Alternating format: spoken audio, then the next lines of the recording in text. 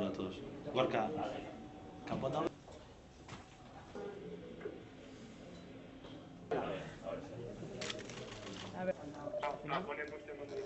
Vale.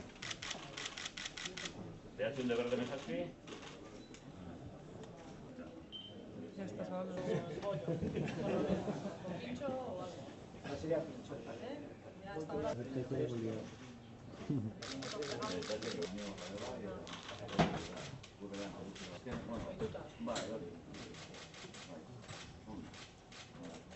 Ikusi duzuen bezala, sistema berri bat jarri dugu martxan, eta azken finean egin duguna da ikusmen artifiziala erabili, gure baso nibelen segurtasuna askoz ere hobea izan dadin. Momentu honetan ikusi duzuenez baita ere denbora errealean bialtzen digu irudia, beraz, detekzio ahalik eta azkarrena egiteko ahalmena daukagu. Teknologia honek momentuz ona bialtzen du informazio osoa, hau da, kontrol lekura, aginte lekura, baina baita ere ari gera momentu honetan ETS eta begirale enpresaren artean makinista berari, trenean dijoan makinista berari seinalea zuzenean iritsi dadin. Bai seinale akustikoa, baita ere irudiz bidaltzen zaiona. Eta aurten, dagoeneko badaude 6 paso nibel horrela hornituta eta aurten beste 6 hornituko ditugu. Azken finean zer nahi dugu? Teknologia eta ikerketaren laguntzaz gure sistema askoz ere hobea izan dadin. Eta beste alde batetikan, startup batei aukera eman aurrera egin dezan.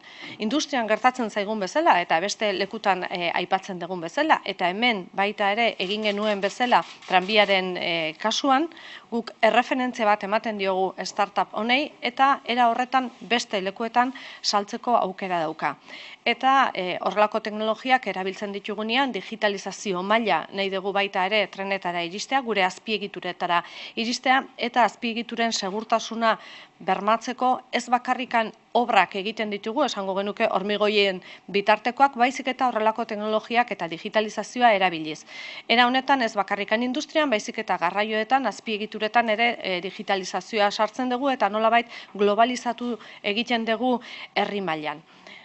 Azpiegiturak, teknologia guztia elkarrekin lanean, zerbitzua hobetzeko eta segurtasuna hobetzeko. Hori da gure helburua eta hori da gaur aurkezten duguna aintzindari dan teknologia batekin. Mundu mailan aintzindari dana. Eta era honetan baita ere aipatu bezala, enpresa honek izango du aukera beste hainbat eta hainbat azpiegituretan sistema berbera erabili ahal izatea eta saldu ahal izatea mundu mailan.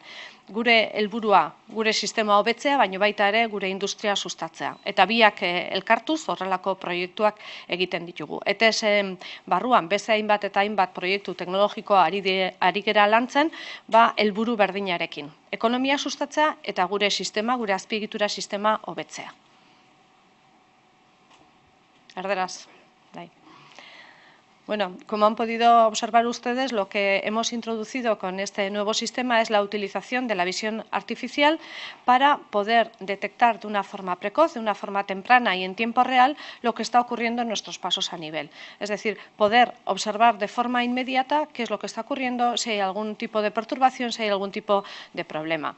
En estos momentos, tanto desde ETS como desde la startup Begirale, lo que se está haciendo es tratando de que además de llegar aquí la información al centro de mando, lo que vamos a intentar es enviar esa información de forma directa al maquinista que va en el tren, de tal manera que tenga las señales acústicas y visuales suficientes como para poder actuar de una forma rápida.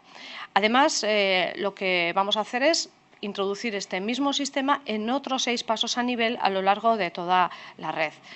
Hay 6 ya establecidos y en este momento vamos a poner en marcha otros 6.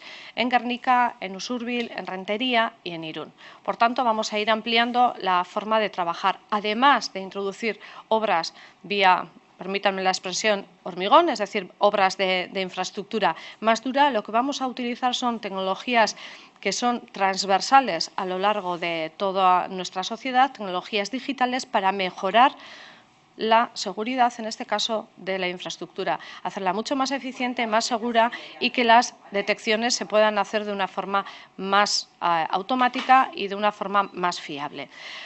De esta manera, además, lo que conseguimos es que una empresa que utiliza la I+D para poder implantar nuevos sistemas también tenga una referencia importante de la mano de una empresa pública como es ETS, como se hizo en su momento con el tranvía, que nos permita aunar los esfuerzos de introducir la digitalización en nuestras infraestructuras, modernizarlas y, al mismo tiempo, a través de esa referencia, que esa empresa vaya creciendo en el mercado y vaya generando riqueza y empleo. Es nuestro objetivo, a través de la implantación de una tecnología que es puntera en este momento a nivel mundial y que puede ser ampliada, evidentemente, en otros muchos lugares. Es nuestro máximo interés como departamento, como Gobierno.